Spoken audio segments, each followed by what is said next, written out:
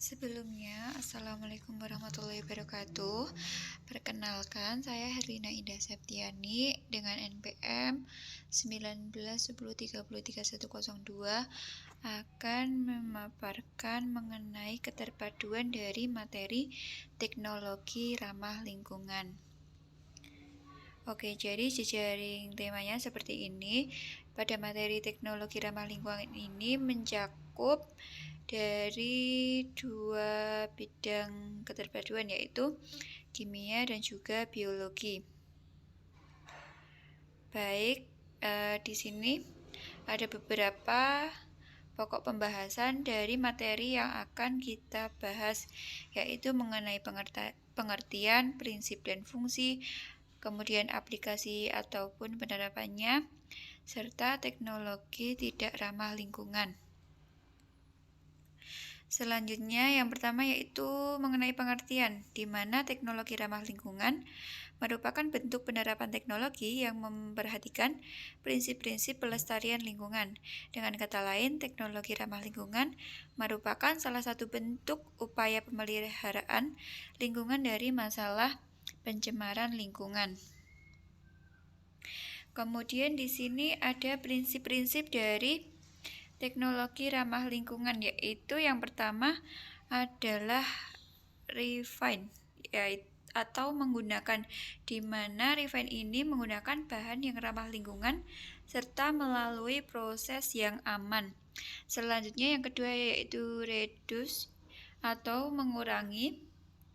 Pada reduce ini dapat mengurangi jumlah limbah dengan mengoptimalkan penggunaan bahan baku.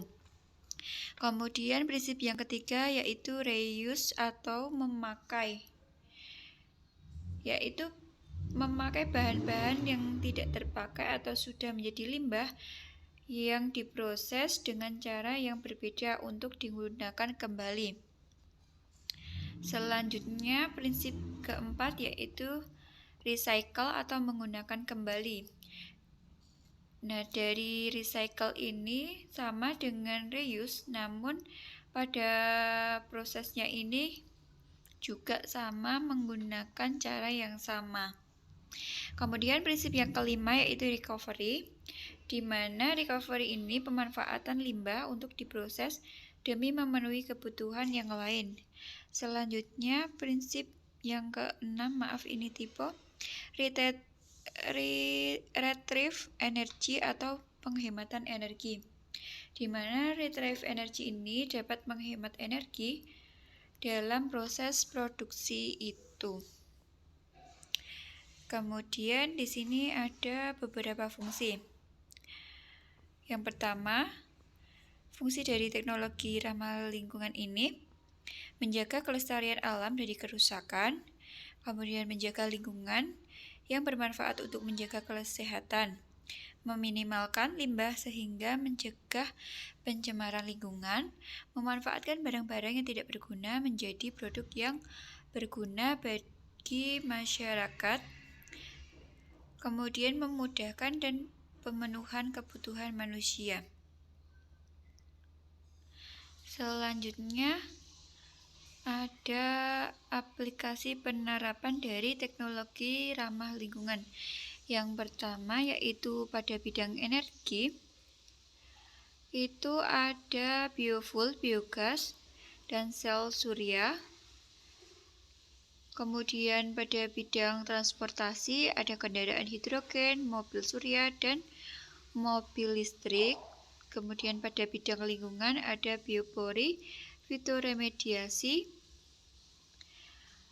Pada bidang industri ada biopulping dan biobag. Kemudian pada bidang pertanian ada bioinsektisida, biofungisida, dan bioherbisida.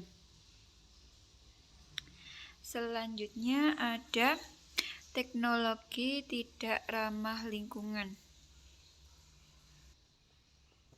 Baik, yang pertama ini ada mesin kendaraan bermotor, di mana pada mesin kendaraan bermotor ini menghasilkan emisi kendaraan bermotor yang sangat berbahaya karena mengandung gas karbon monoksida atau CO, nitrogen oksida, hidrokarbon, partikulat lain yang berdampak negatif untuk manusia ataupun lingkungan jika melebihi ambang konsentrasi tertentu.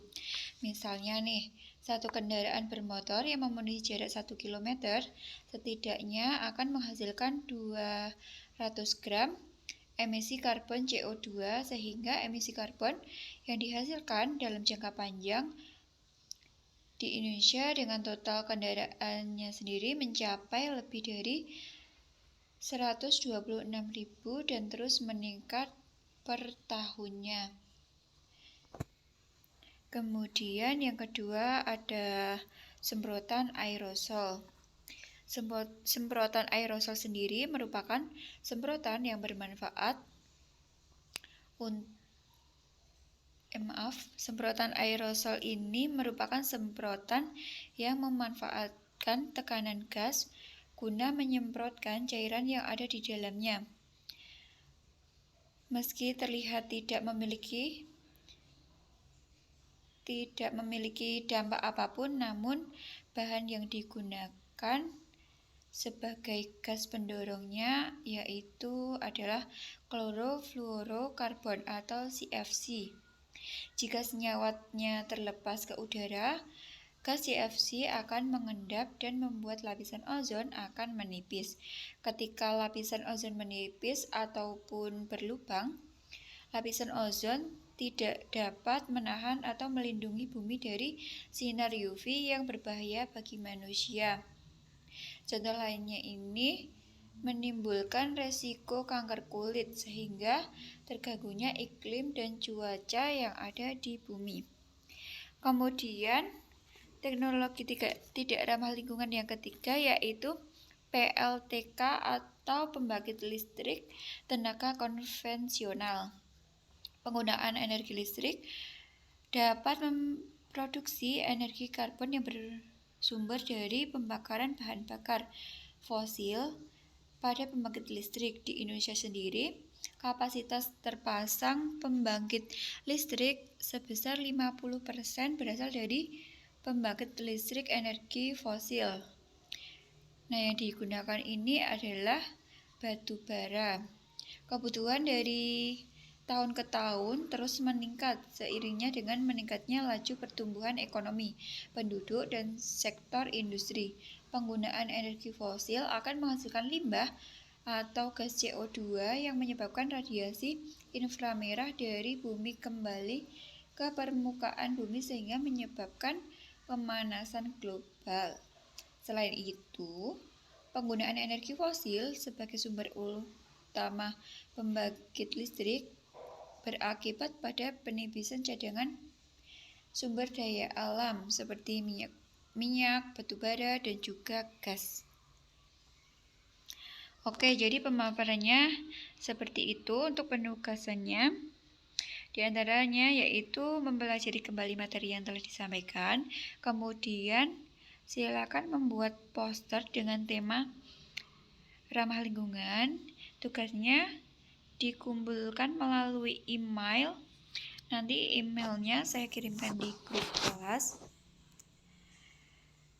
Nah, itu tadi pemaparan mengenai model keterpaduan pada materi teknologi ramah lingkungan.